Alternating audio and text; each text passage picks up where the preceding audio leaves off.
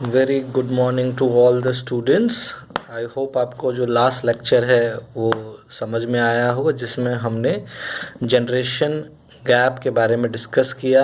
हमने कुछ बातें की जनरेशन गैप के बारे में कि किस तरह से जनरेशन गैप जो है सोसाइटी में एग्जिस्ट करता है, किस तरह हम उसके पार्ट बन जाते हैं, और जनरेशन गैप एक नेचुरल प्रोसेस है।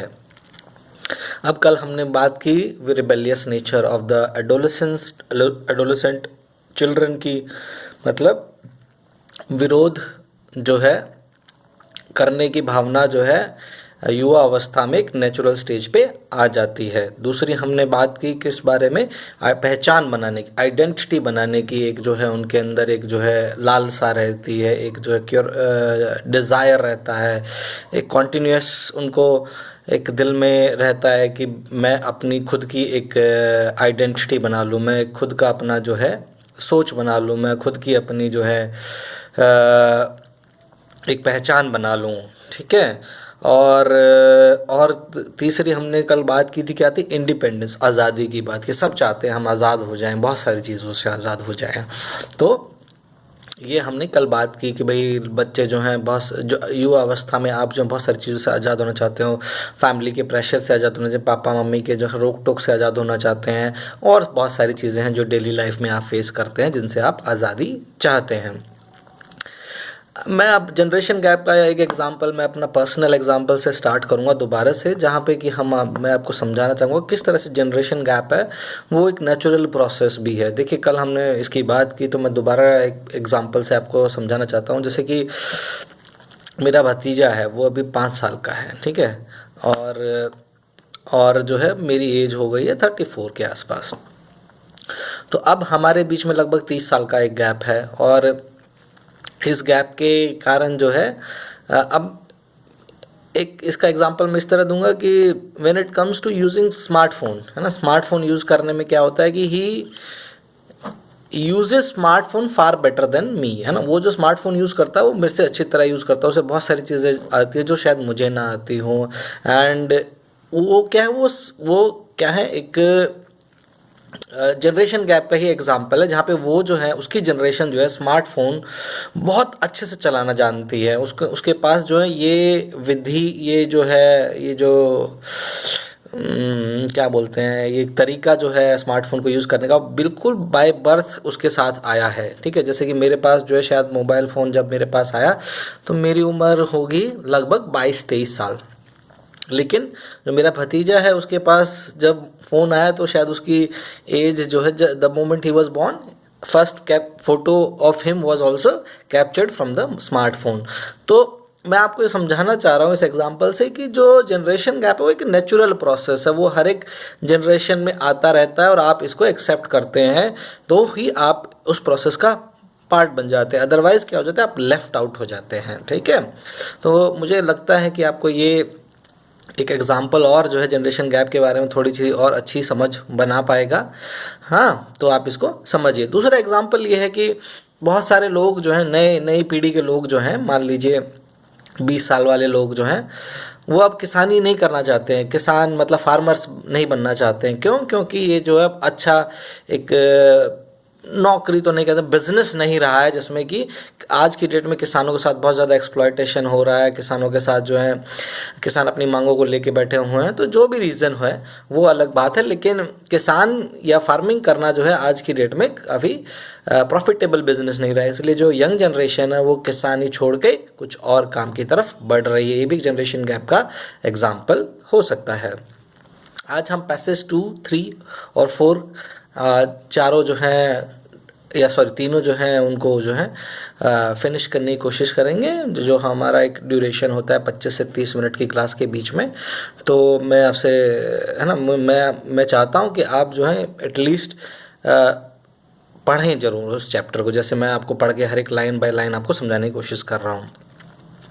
There are three principal elements to go to make up the identity of an individual finally achieves। वो कह रहे हैं कि 3 तरीके होते हैं, 3 प्रिंसिपल होते हैं, 3 रूल्स होते हैं जिसकी वजह से एक इंडिविजुअल, एक आम आदमी जो है अपनी एक पहचान बनाता है। वो 3 एलिमेंट्स या 3 चीज़ें कौन सी होती हैं वो बताने की कोशिश ही करें। First and foremost is the character he was developing all through his childhood.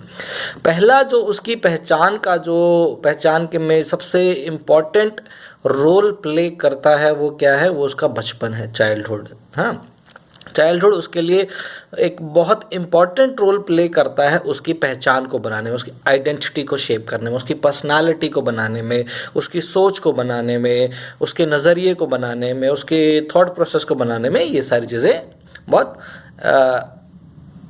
अच्छा रोल प्ले करती है। मान लीजिए चाइल्डहुड का एग्जांपल मैं इस तरह लेता हूँ, अगर एक गरीब बच्चा है, उसके पास खाने को कुछ नहीं है ना, वो ऐसे परिवार में पैदा हुआ है कि उसके पास खाने को कुछ भी नहीं है, वो उसके फादर जो है स्ट्रगल करते हैं, रोज़ भीख मांगते हैं या फिर कुछ भी करते हैं, बेगारी करते हैं, ठीक है, छोटा मोटा जो भी काम मिल गया वो कर लेते हैं। तो उसका जो चाइल्डहुड होगा वो खाने के लिए तरसेगा ना, उसका प्राइम आइडेंटिटी जो होगी वो क्या होगी कि अरे यार खाना मिल जाए, कुछ और मिल जाए, खाने के लिए मिल जाए, है ना। His prime motive in life is to get food, है ना, अच्छा खाना, अच्छे कपड़े, है ना, ये उसके लिए प्राइम मोटिव है ना। तो रोटी कपड़ा और मकान शायद उसके लिए बहुत इंपॉर्टेंट फैक्टर्स होंगे, क्योंकि उसने चाइल्डहुड में क्या देखा, बहुत ज़्यादा गरीबी देखी है। और जिसने इतनी गरीबी देखी है, मान लीजिए उसे सरकारी नौकरी मिल भी जाती है आगे चल के, तो बहुत ही ज़्यादा क्या होगा, क्या बोलते हैं उसको, माइज़र होगा। माइज़र का मतलब जो है कम खर्चीला आदमी होगा, क्योंकि पैसे बचाएगा, क्योंकि उसने अपनी ज़िंदगी में बचपन में बहुत ज़्यादा गरीबी, संघर्ष देखा है। दूसरी तरफ हम एक ऐसे चाइल्डहुड की बात करते हैं जिसने अपने शुरुआती दिनों में बचपन में ही जो है गाड़ियों में घूमा है, बड़ी बड़ी गाड़ियों में घूमा है। उसको जो है खाने में 4 खाने मिलते थे, लंच में, डिनर में, ब्रेकफास्ट में, हर समय। तो वो एक बिजनेसमैन फैमिली में पैदा हुआ, तो उसकी सोच बिल्कुल चाइल्डहुड की अलग होगी। वो उसके पास फ़ोन हमेशा रहा है, तो उसके लिए जो है खाना कभी इम्पॉर्टेंट नहीं रहेगा, ठीक है, आप समझिए। उसके लिए रोटी कपड़ा और मकान इम्पॉर्टेंट नहीं रहेंगे, क्योंकि वो उसको जो है ज़िंदगी से शुरुआत से मिला है। उसके लिए इम्पॉर्टेंट कुछ और होगा, बिजनेस होगा, शायद कुछ और काम करेगा, उसके लाइफ में कुछ और करना चाहेगा, वो उसका इम्पॉर्टेंट होगा ना। तो चाइल्डहुड जो है इस तरह शेप करता है आपके एक्सपीरियंसेस से। और a boy beginning at about the age of 3 has been striving to be a man just like his father and the little girl to be like her mother। आप देखिए बहुत इंपॉर्टेंट लाइन है, इसको आप समझने की कोशिश कीजिएगा कि जो एक लड़का होता है छोटी सी उम्र में, जब बचपन में, वो अपने फादर को बहुत ज़्यादा इमिटेट करता है ना। इमिटेट का मतलब होता है कॉपी करना, कॉपी करने का मतलब होता है कि उनकी तरह से ही काम करना, है ना। तो बच्चा क्या करता है, जैसे फादर चलते हैं वैसे ही वो चलता है, जैसे फादर लेटते हैं वैसे ही वो लेटता है, जैसे फादर हंसते हैं वैसे ही वो हंसता है। अब मैं इसका एग्जांपल देता हूँ अपने भतीजे से ही। जैसे जो मेरा भतीजा है, जैसे उसके फादर बैठते हैं वो कई बार वैसे बैठ जाता है, जैसे उसके फादर लेटते हैं वो वैसे लेट जाता है, जैसे उसके फादर बोलते हैं वो वैसे ही इमिटेट करता है, उसको कॉपी करता है ना। अगर वो पढ़ने बैठ जाते हैं तो वो भी पढ़ने लग जाता है, अगर वो खेलने चले जाते हैं तो वो भी खेलना चाहता है, अगर वो खाना खाते हैं तो वो खाना खाने लग जाता है। तो जो बच्चा है वो अपने फादर को कॉपी करता है, इमिटेट करता है, ठीक है। तो आप समझिएगा कि इमिटेशन करना बहुत इम्पॉर्टेंट होता है। और इसी तरह जो लड़की होती है वो अपनी मम्मी को इमिटेट करती है। इमिटेट का मतलब वही कॉपी करना, उन्हीं की तरह करना, कि उन्हीं की तरह जो सारे काम करती हैं, उन्हीं की तरह बैठती है, सारे काम करती है ना। और ये देखिए कि उसको किचन से भी बहुत ज़्यादा प्यार हो जाता है, एकदम पता नहीं, है ना। और वो जो उन्हीं की तरह किचन में बैठती है, काम करती है, सारे काम करती है, जो कि जेंडर रोल्स को भी डिफाइन करता है कहीं ना कहीं, जिस पे कि हम शायद कभी बात करेंगे। So they have had to cast themselves in the moulds of their parents, they are made of their parents. तो ये क्या कह रहे हैं कि जो बच्चे हैं वो अपने माता पिता के विचार से, बचपन में जो उनके साथ जैसा व्यवहार किया गया है, जैसा उनके साथ बचपन में उनके साथ खेला गया है, जैसा उनके साथ व्यवहार किया गया है, जैसा उनके साथ बर्ताव किया गया है, उसी के हिसाब से उनका बचपन में जो हुआ है उसी के हिसाब से उसकी आइडेंटिटी बनती है, पहचान बनती है ना। अब इसका एग्जांपल इस तरह देता हूँ, मान लीजिए कोई बच्चा है, कोई एक लड़की है जिसके साथ उसके पेरेंट्स ने अच्छा बर्ताव नहीं किया, डिस्क्रिमिनेशन किया। डिस्क्रिमिनेशन का मतलब भेदभाव, है ना, जो कि शायद हमारी सोसाइटी में होता रहता है फैमिली में। तो उस लड़की के साथ क्या होता था छोटे से बचपन में ही, कि उसको तो कम खाना मिलता था और भाई को ज़्यादा मिल जाता था। भाई को जो है नए कपड़े मिलते थे, उसको जो है पुराने कपड़े मिलते थे।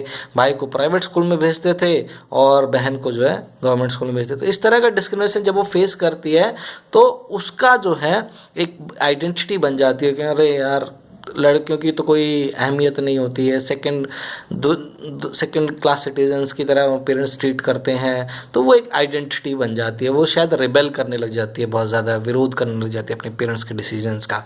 तो ये भी एक तरीका है चीज़ों को समझने का। तो ये जो चैप्टर का जो सेकंड पैसेज है वो क्या बता रहा है कि जो पहला पड़ाव है आपकी ज़िंदगी में जिससे आप बहुत कुछ सीखते हैं, आपकी पर्सनालिटी में जो एक बहुत अहम रोल प्ले करता है, जो आपकी पहचान बनाने में बहुत अहम रोल प्ले करता है, जो आपकी सोच बनाने में बहुत अहम रोल प्ले करता है, वो क्या है? पेरेंट्स। ठीक है, बचपन में आपके पेरेंट्स आपको किस तरह ट्रीट करते हैं, या आपका बचपन में आपके साथ किस तरह का व्यवहार किया गया है, किस तरह का बिहेव किया गया है। तो आपका बचपन आपका बहुत कुछ डिसाइड करता है, आपका चाइल्डहुड आपकी लाइफ में बहुत कुछ डिसाइडिंग फैक्टर होता है। आप याद करके देखेंगे तो आपको लगेगा हाँ ये बात तो सही है। तो मैं आपसे रिक्वेस्ट करूँगा सारे बच्चों से, बचपन का कोई भी एक किस्सा याद कर रहे हैं उसके बारे में सोचिए, किस तरह से आपके बचपन में आप जो है अपने पेरेंट्स को कॉपी करते थे, अपने फैमिली मेम्बर्स को कॉपी करते थे, उन्हीं की तरह कुर्ता पहनते थे, उन्हीं की तरह ड्रेसअप होते थे, उन्हीं की तरह खाना खाते थे, है ना, so on and so fourth. ठीक है, तो इसमें क्या हमें पता चला कि दो चीज़ें हमें पता चली। एक तो हम जो है हमारा बचपन जो है वो बहुत इंपॉर्टेंट रोल प्ले करता है हमारे पर्सनालिटी को बनाने में, और दूसरी चीज़ क्या पता चली, पेरेंट्स का हमारे ऊपर बहुत बड़ा रोल होता है बचपन में हमारी आइडेंटिटी को, हमारी पर्सनालिटी को शेप करने में। पैसेज 3 की तरफ चलते हैं। But to become an effective adult an individual must break off most of his dependence on his parents. अब एक एडल्ट बनने में, एक जो है एडल्ट इंसान बनने में जो है इंडिविजुअल को, हर एक इंसान को, युवा को अपने पेरेंट्स से जो है पे डिपेंडेंट जो है, उन पे जो जिस तरह से वो उनके डिपेंडेंट रह गए हैं उनसे